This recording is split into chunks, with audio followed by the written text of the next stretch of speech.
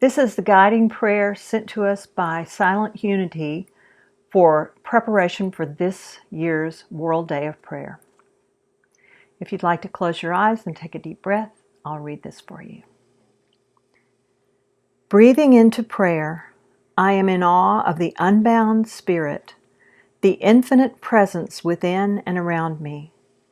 God is vitality in my breath, beauty in the natural world, strength in my determination, and compassion in my acts of service.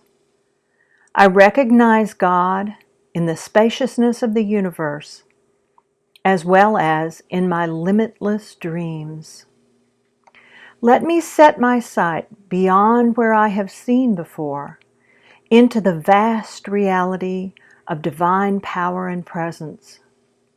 Let me draw upon divine power and presence in order to fulfill my great potential.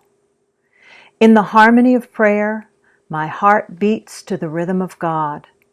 The pulse of infinite light moves me, nourishes me, and empowers me to give life to my dreams.